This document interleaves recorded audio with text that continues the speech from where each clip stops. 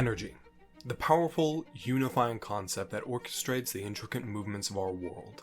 Like a symphony conducted in silence, with waves that traverse realms, particles that dance with matter, all embodying a silent force that imparts motion, ignites life, and infuses vitality into the boundless expanse of the universe that envelops us.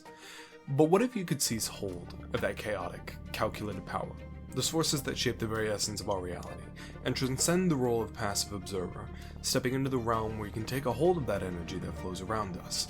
What if you could reach out and grasp the very essence of movement, capturing the powerful kinetic momentum of a speeding bullet, only to release the deadly force into a brilliant cascade of dancing light? What if you could hold the universe in your hand, the energy in your very fingertips, and in a single, swift motion, give it all back? That is Syphon magic, the physics-based, energy conversion, hard magic system, where users called Syphons can absorb the energy from around them and temporarily store it inside of their bodies to overclock their biology, giving them superhuman abilities. They can then release the stored energy back into the world in a different form than it was absorbed in, allowing them to convert one form of energy into another. Good greetings, my name is King Killian Night, however you may call me the Syphon Magic Guy. And by the end of this video, my goal is that you will be able to easily engage with all other Syphon Magic related content, so take notes. Now, Syphon Magic, at its very core, boils down to three simple steps that each fuel the next: absorb, store, and release. The simple act of absorbing, storing, and releasing is known as siphoning, and if you can grasp this simple three-step concept, then you're already halfway to becoming a master physicist. All this magic system does, on the most surface levels, convert one form of energy into another, using your body as a conduit, then allowing magic users to convert fire into sounds or sunlight into movement, by absorbing one form of energy, storing it, and releasing in a new form. Today we're going to be going over each of these three steps in detail, and explaining the mechanics behind them. But first I need to explain exactly what a hard magic system is, and why that's important. Now, hard magic refers to predictable magic. Magic with known limitations and rules that can't be broken. Things like Avatar: The Last Airbender or Full Metal Alchemist.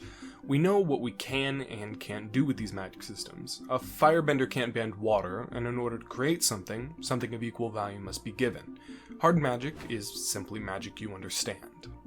Now, Syphon magic is one of those hard magic systems, in that it follows a set of hard laws, and sometimes softer rules, that adhere to a general logic of the universe.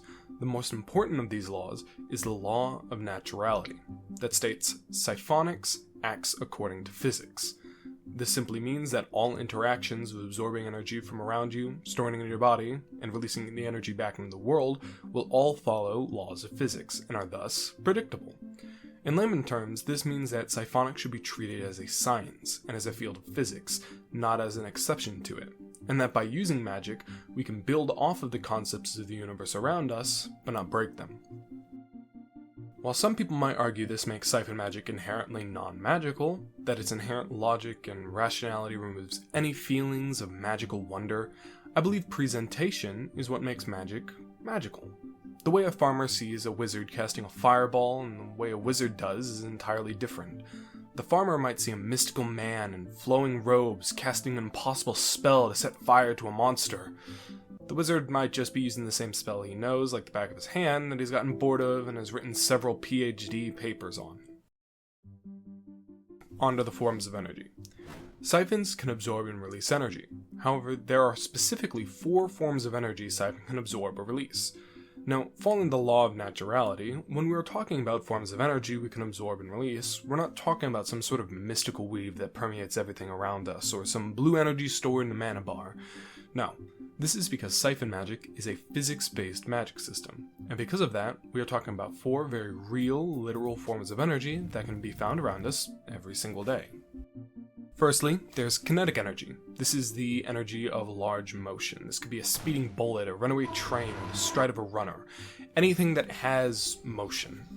Next is thermal energy. Thermal energy is the random kinetic energy of particles we experience as heat. Things like hot kettles or the heat of the sun.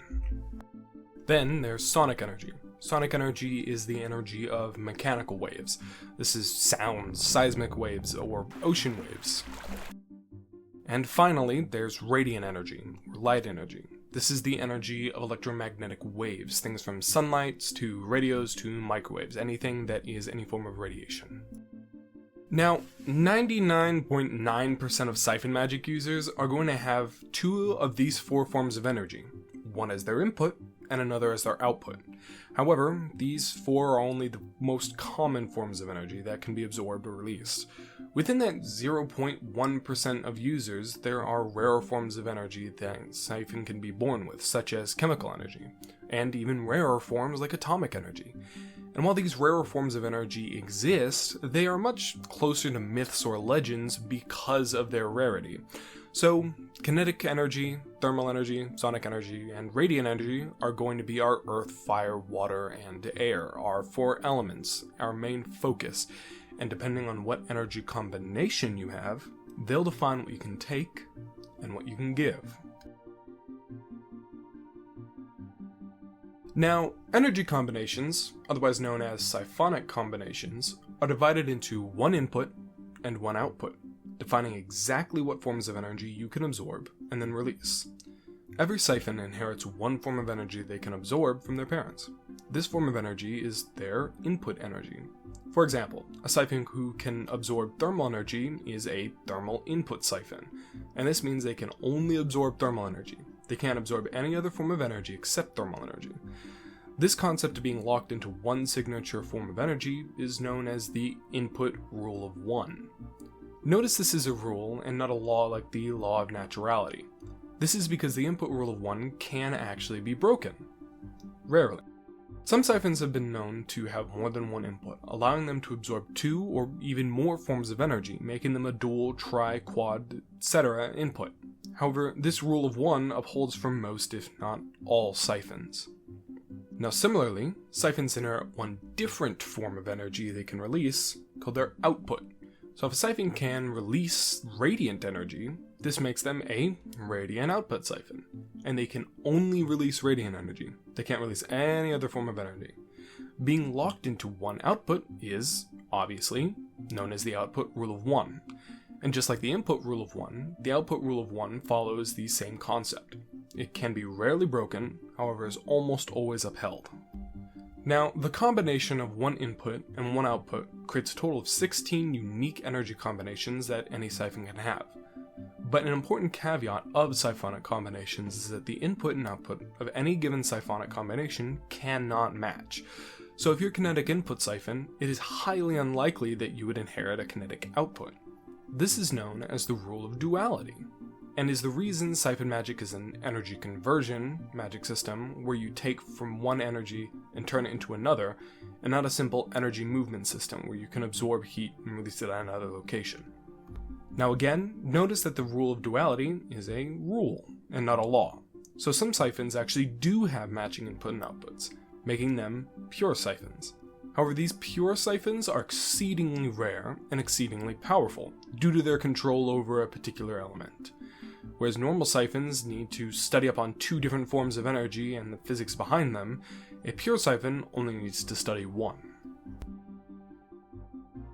Now, Syphons' abilities are defined by their combinations, but describing these Syphonic combinations becomes a mouthful when trying to classify Syphons or quickly explain what you can do.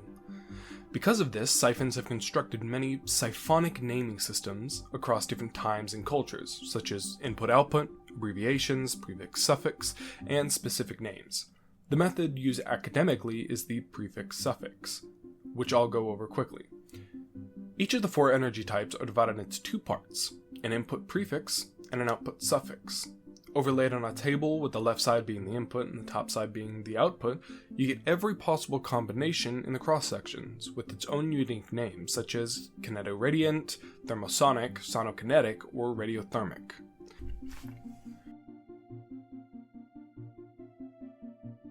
Now I have to admit, I lied about the four forms of energy.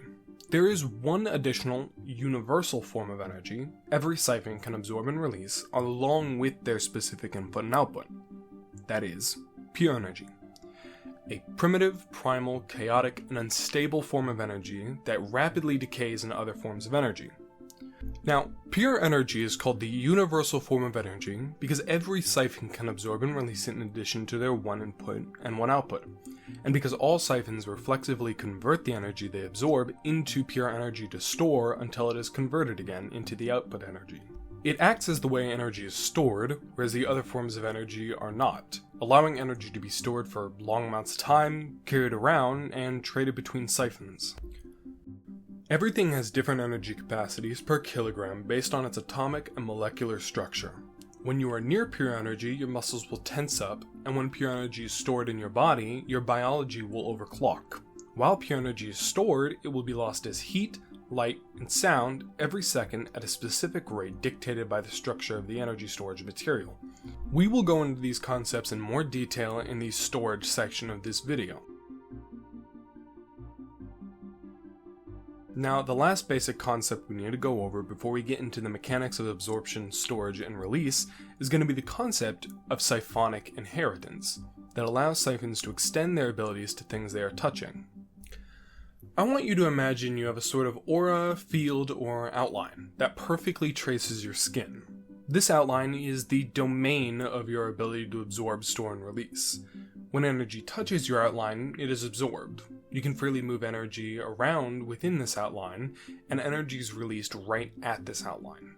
Objects you have direct skin contact with will inherit your outline, and thus your ability to absorb, store, and release energy, allowing you to use these objects as a sort of extension of yourself.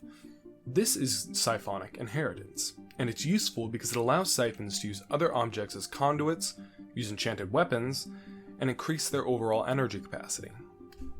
Now, inheritance chain reacts from object to object. So say you're wearing a glove and holding a sword.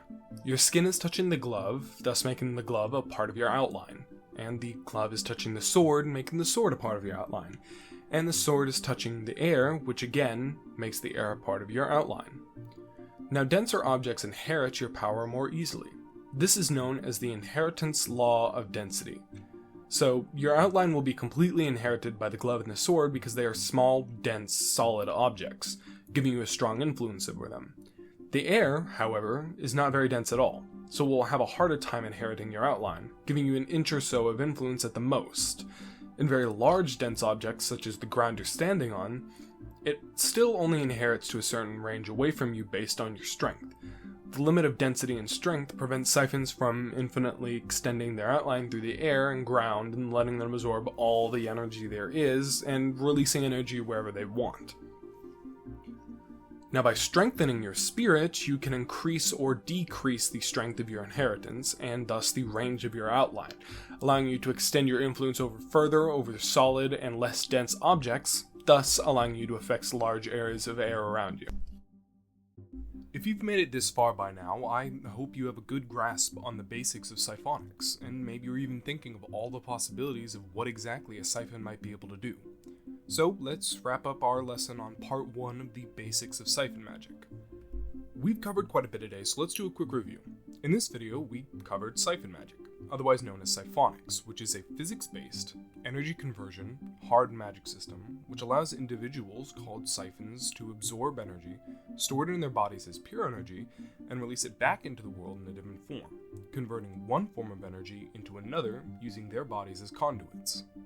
We discussed siphon magic as a hard magic system, and how it operates under strict, predictable rules and known limitations such as the law of naturality. We also discussed the distinction between laws and rules, laws being absolute and unbreakable, and rules like the input rule of one or the rule of duality that generally hold true but can be broken in some instances. We also explored the 4 primary forms of energy that a siphon can absorb and release: kinetic, thermal, sonic, and radiant, and how, in addition to these 4, there are much rarer forms of energy such as chemical or atomic. We went over how each siphon has a unique energy combination of these 4 energy types, one input energy type and one different output energy type, creating a total of 16 unique energy combinations that a siphon could possibly have. We also quickly went over how to classify these siphons and their combinations using the prefix-suffix system. We talked about pure energy, a universal, chaotic form of energy that all Syphons can absorb, store, and release that acts as an intermediary form, allowing for energy storage and transfer. And lastly, we discuss the concept of Syphonic inheritance, which allows Syphons to extend their abilities to objects they touch, that allows objects in direct contact with a Syphon to be used as an extension of their magical abilities based on density and strength. Now I know all of this might seem like a lot, but by understanding these foundational principles, you are now equipped to delve deeper into the mechanics of Syphon magic and the world surrounding them. Remember, it all boils down to the key steps: absorb energy, store energy, and release it in a new form. And with practice and study, even you can master the art of Syphon magic and harness the energy of the universe around you. So please like, subscribe, and leave a comment asking any questions at all. There's no such thing as a stupid question. And if you're interested, feel free to join the Discord server or DM me. I'll be happy to answer any questions because I'm always looking for help on the system. With that being said, thank you for your attention today. Keep practicing, stay curious, and let the energy flow. I'm King Killian Night, your guide to the world of Syphon magic, and I'll see you in part 2.